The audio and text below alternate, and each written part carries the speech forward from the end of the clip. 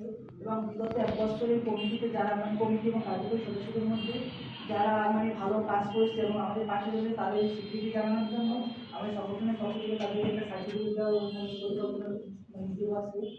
এইগুলো নিয়ে সংগঠনের গত 1 বছরের পাগল, তো তারে হাসপাতালে নেওয়ার মতো কোনো মানুষ নেই, তো তারা এগিয়ে গেছে তারুণ্য বাংলাদেশ যুব সংস্থা ছেলেরা। তো এগুলো দেখে আমি স্পৃহা পাই যে আসলে এই সব সংগঠনে যদি আমি কাজ করি আমারও আত্মতৃপ্তি বা মনোভাব এগুলো সন্তুষ্টি নিজেদের সন্তুষ্টি পাবো এরকম কিছু। তো কাজ করো মানবিক তাহলেই যুক্ত হতে পারবে এবং 6 মাস ধরে কাজ করতেছি তাদের সাথে। আমরা খুব অল্প সদস্য দিয়ে শুরু করছি। আমাদের পথ চলা তত সহজ ছিল না, অনেক বাধা বিপত্তি আমাদের পেরোতে হয়েছে এই 1 বছরে। তারপরও আপনাদের দোয়া ও আপনাদের সহযোগিতায় আমরা যতটুকু তাতে হয়তো সবাই উপকার হয় না, কিন্তু কিছু উপকার হয়তো হয়েছে পাত্রটার মানুষের। তো আমি চেষ্টা করছি যে যতদূর সম্ভব আমার দ্বারা যতটা সম্ভব।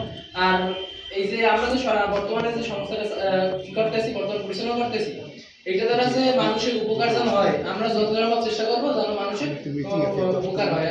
পরে আমি চিনতে পারলাম আসলে কোনো ঠিক কথাই বলছে যে আমরা আসলে পলুদের মতো নিজেরা ক্ষেত্রে মানুষেরই করি। তো এই জায়গা থেকে একবার আমি ওনাদের সাথে আবার আলাপ করলাম, তাই আমাদের পাশের ঘাটে নিজেদের একটা সংগঠন শুরু করি আমরা নিজেরা।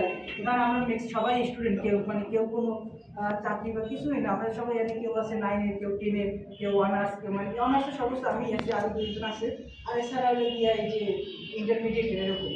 তো তারপর তাদেরকে বললাম তাহলে আমরা যারা আছে আমরা তাহলে একটা বসি এক সময়, তারপর একটা যাত্রা শুরু করি।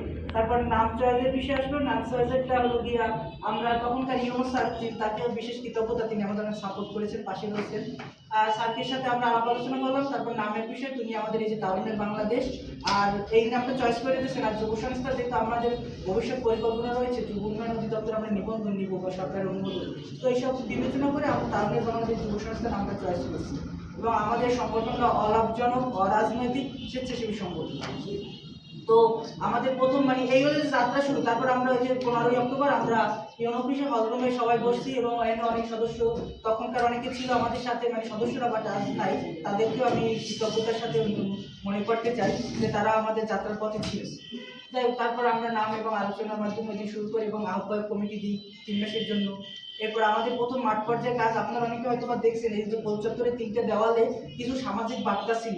তো ওইটা আমরা প্রথমেই সামাজিক বার্তার মাধ্যমে আমাদের কার্যক্রমটা শুরু জড়িত আছে এবং এরা আপনারা এখানে যারা উপস্থিত রয়েছে, যেমন এরাও এরকম সংগঠনগুলা এই বয়সে আমরা করতাম, হয়তো আপনাদের বয়সের তুলনায় এখন এরা সিনিয়র হয়েছে, এদের কাছ থেকে বা সহযোগিতার মাধ্যমে আপনারা এই পথ বেছে নিয়েছেন। পরামর্শে আমি আশা করি এই পথ সুগম হোক, এই পথের কণ্ঠমুক্ত হোক। পথ ধন্যবাদ জানাই তাসনিমকে, অনেক সুন্দর একটা আয়োজন খুব অল্প সময়ের মধ্যে করতে পেরেছি। আসলে সমাজসেবা নিজের মন থেকে আসা দরকার। আমি আমার পছন্দের আমার বন্ধুরে ডাকলাম, প্রত্যেকটা প্রোগ্রামে নিয়ে গেলাম, সেখানে সমস্যা হবে না। মূলত আমার মানুষের যে ক্ষতিগ্রস্ত মানুষের পাশে দাঁড়ানোর মতো মানুষের থাকতে হবে, তাহলেই সমাজসেবা সম্ভব। এবং তারা যতটুকু নির্দেশনা দিত ঠিক ওই ততটুকুই ওরা কাজ করতে পারে। এরপরে সোহেন ভাই সাথে আমি আলোচনা করলাম বা আমি মল্লিক মোহাম্মদ আয়ুব এই দক্ষিণ বাংলার আমার দৃষ্টিতে বিতর্ক থাকতে পারে, আমার দৃষ্টিতে সে সমাজ সেবকদের কাজের সাথে সহযোগিতা বা যেভাবে ডাকবেন আমি আপনাদের সাথে আছি। সকলকে ধন্যবাদ। আসসালামু আলাইকুম। সবাই বলে এনজিওরা চোর, এনজিওরা এইটা করে সেইটা করে, এই কথা কিন্তু আছে এবং সকল এনজিও যে ভালো আছে তাও না। আমি এই এনজিও সহ বিভিন্ন সংস্থার সাথে বিভিন্ন কার্যক্রমের সাথে যুক্ত থেকে নিজেকে চেষ্টা করেছি অনেকটা পরিশ্রুত রাখার জন্য, এবং তার জন্য আমার অনেক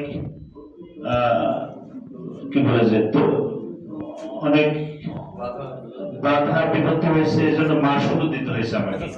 তারপর আমি চেষ্টা করছি যাতে পরিশ্রুত থাকা যায়।